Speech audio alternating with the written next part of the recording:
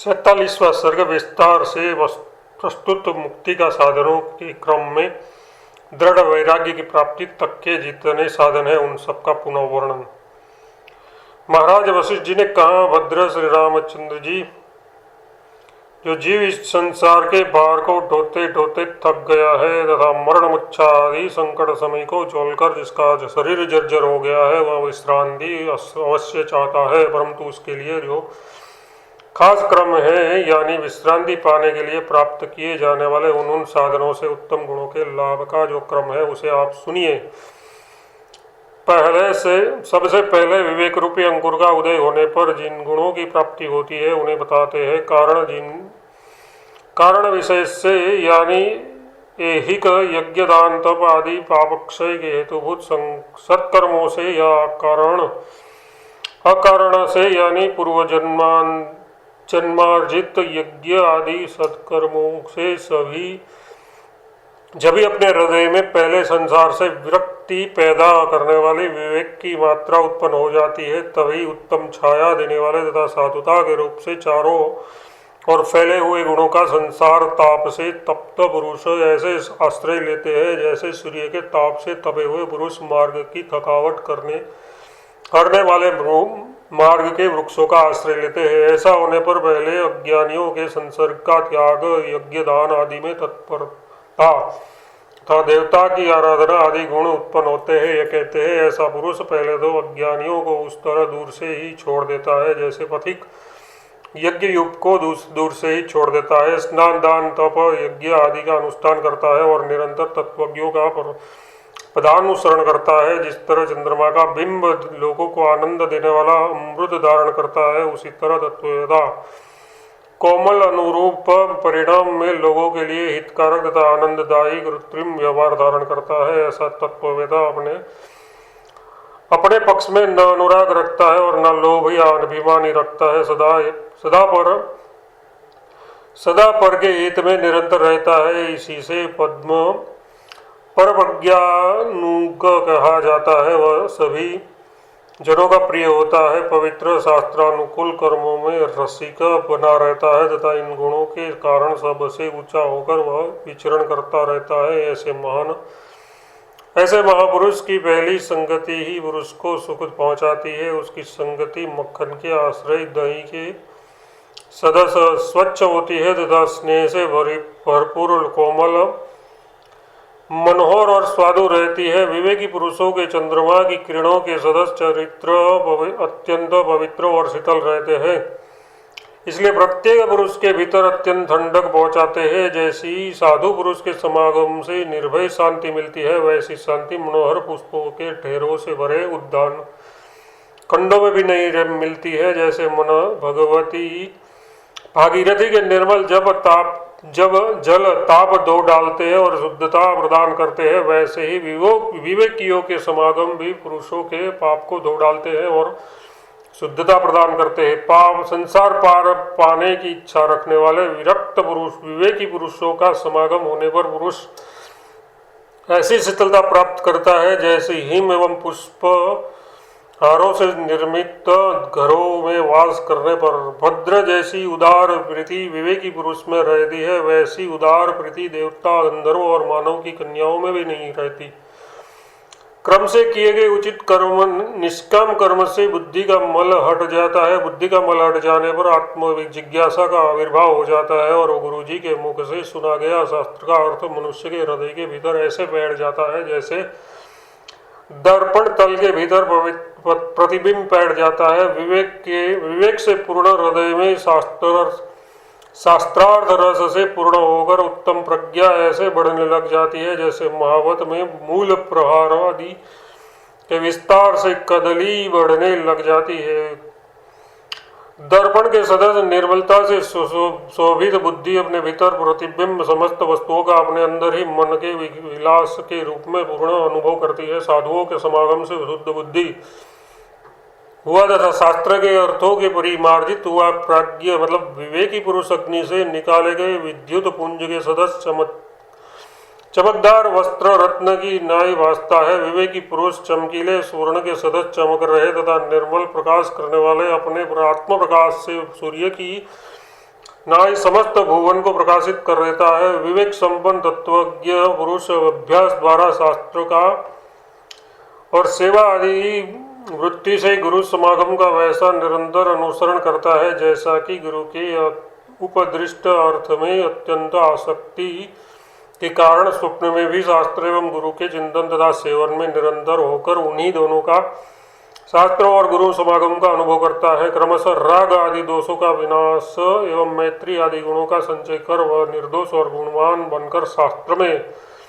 उपनिषद में कहे गए अर्थों की भावना से पूर्ण भावुक बन जाता है। फिर पिंजड़े से छुटकारा पाए हुए के सदस्य स्वतंत्र होकर तथा भोगों का तिरस्कार कर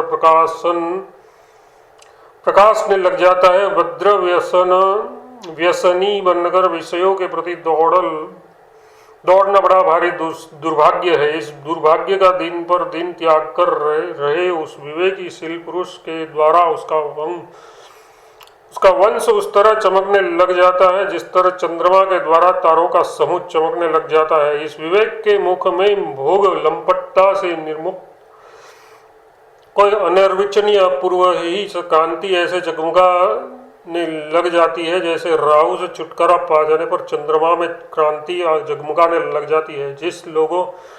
जिन लोगों ने तीनों जगत को भी तरुण रूप समझ लिया है उन महान आत्माओं को द्वारा ये ऐसे प्रशंसा पदों को प्राप्त होता है जैसे स्वर्ग में देवताओं द्वारा कल्प वृक्ष भद्र विवेकी और जो कुछ भोग साधन प्राप्त होते हैं उनका परित्याग कर वह संतुष्ट हो जाता है, परंतु कुछ लज्जाग्रस्त बना रहता है क्योंकि उसके मन में इस बात की शर्म रहती है कि मैंने सभी से जब द्वेष छोड़ दिया तब लोगों के प्रति द्वेष क्यों कर रहा हूँ, और यदि भोग साधन विषय उसे प्राप्त ही नहीं हुए तो वह अत्यंत असंतुष्ट रहता है क्योंकि इस अवस्था में उसे द्वेष करने का मौका ही नहीं मिलता। यदि अधम चंडाल आदि को देववसात अपनी पूर्व जन्म की उच्च जाति का स्मरण हो गया तो वह अपनी इस जन्म की जाति को जैसे मन में धिक्कारता है वैसे ही विवेकी पुरुष भी पहले के राग आदि से प्रोढ़ तथा भोग की उत्कंठा से तरल हुई अपनी क्रियाओं का स्मरण कर खेद से कुछ हसमुख होकर अपने भीतर उनको धिक्कारता है। इस तरह के पुरुष को एक तरह से पृथ्वी में उदय को प्राप्त चंद्रमा ही समझना चाहिए। इसे देखने के लिए केवल परम प्रेम से ही विस्मय से प्रफुल्ल नेत्रों वाले सिद्ध पुरुष आते हैं। सदा ही भोगों के प्रति ये आदर नहीं रखता, इसलिए उन सिद्ध महात्माओं के द्वारा अत्यंत प्रसन्नता से दिए गए अनिषिद्ध सिद्धि आदि विषयों को भी श्रेष्ठ नहीं समझता, उनकी और कुछ भी अधिक अवस्था नहीं रखता। उन भोगों के प्रति उसे जो अधिक आदर नहीं होता, इसमें कारण यह है कि गुरु और शास्त्र के समागम में भोगों के प्रति पहले से ही उसके मन में निरस्ता पैदा हो जाती है। उसकी जड़ता भी जीर्ण शीर्ण ऐसी हो जाती है जैसे शरद ऋतु का पौधा पाक से जीर्ण शीर्ण हो जाता है। अनंतर जैसे स्वास्थ्य चाहने वाले पुरुष वैद्य की शरण लेता है वैसे ही अपने भावी अधिक कल्याण के लिए स्वयं ही वह सज्जनों की शरण लेता है। सज्जनों के समागम से उनकी बुद्धि बड़ी उदार हो जाती है। उदार बुद्धि होकर वह उपनिषद के महावाक्यार्थों के विचार में ऐसे डूब जाता है जैसे अत्यंत प्रसन्न सरोवर में महान हाथी डूब जाता है, क्योंकि सज्जन का यह स्वभाव है कि वह अपने पास स्थित प्राणी को बड़ी बड़ी आपत्तियों से उबार कर संपत्तियों में ऐसे संबंध करा देता है जैसे सूर्य अंधकार से उबार कर अपनी प्रकाश में दीप्तियों में संबंध करा देता है। जो विवेकी है उसकी बुद्धि पहले से ही दूसरे का धन से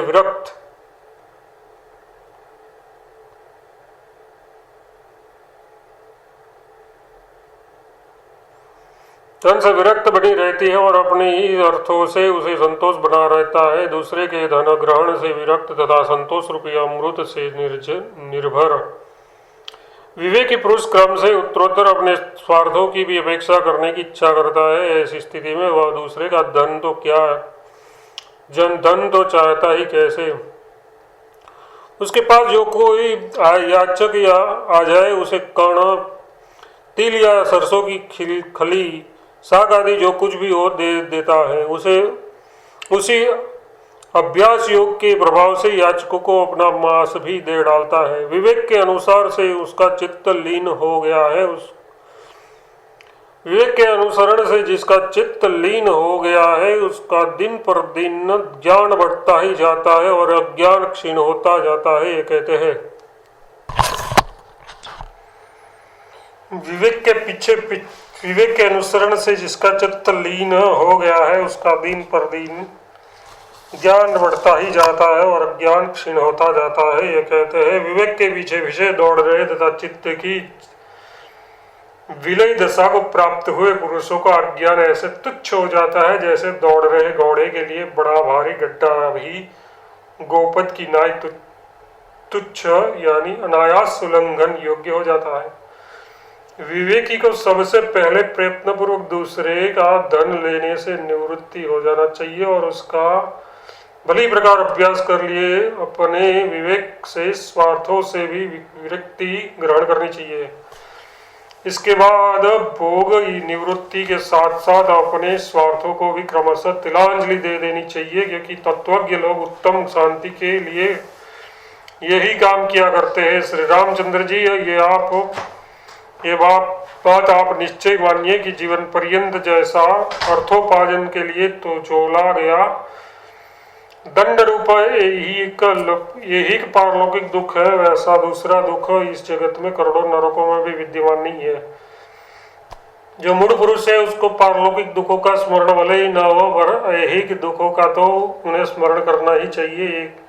कहते हैं भद्र आसन के लिए, शयन के लिए, सवारी के लिए, जाने के लिए, आनंद मनाने के लिए तथा अपने जन के लिए पुरुषों को कितनी बड़ी मानसिक चिंता बनी रहती है। इसलिए अज्ञानियों को उसे अवश्य स्मरण करना चाहिए कि अर्थोपार्जन के लिए यह कितना दुख है। भद्र यदि विवेक से विचार आ जाए तो ये अर्थ बड़े भारी अनर्थ रूप संपत्तियां महान विपत्ति रूप और भोग संसार के महान रोग रूप ही सिद्ध होते हैं, परंतु मोह के कारण प्राणी उनको वैसा नहीं समझता। जब तक पुरुष निंदनीय है कि या पारलौकिक अर्थों के लिए महान दुख रूप अनर्थ झोलने की इच्छा नहीं करता, तभी तक पुरुष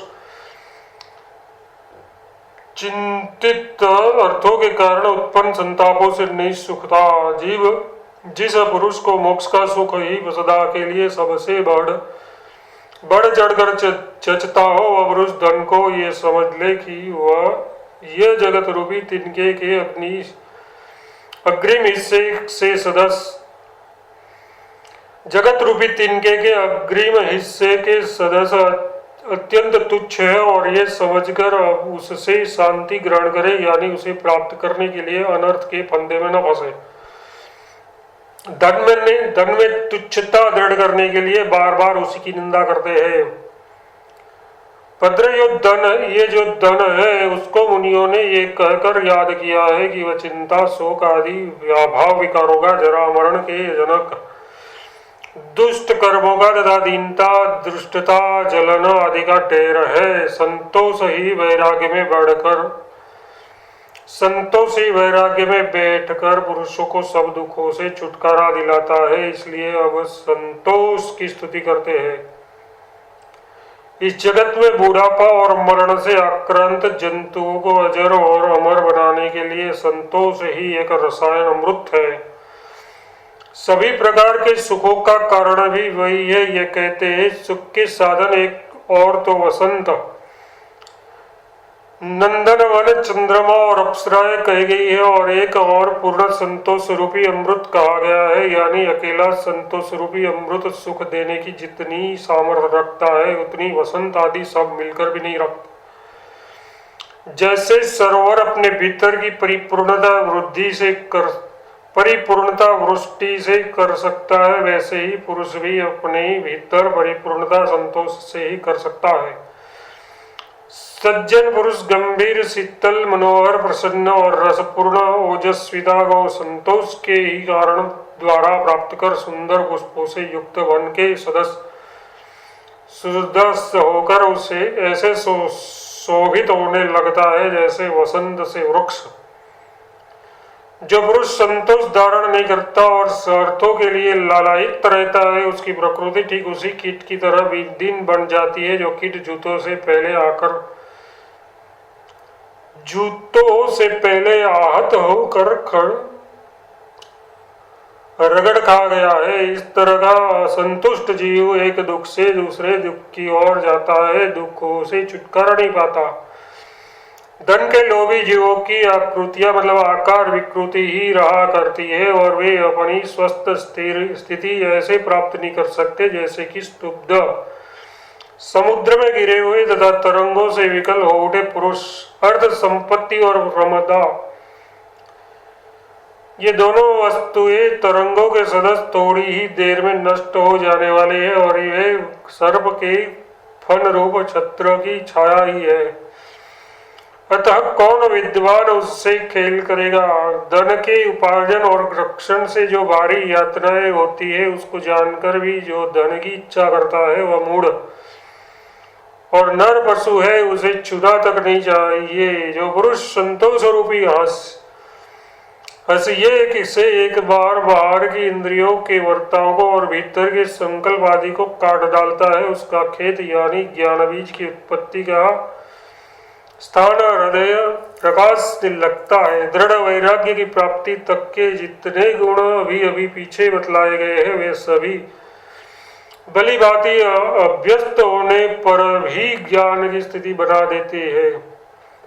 ऊपर से अभ्यस्त होने पर नहीं, इस आशय को लेकर उपसंहार की इच्छा से कहते हैं।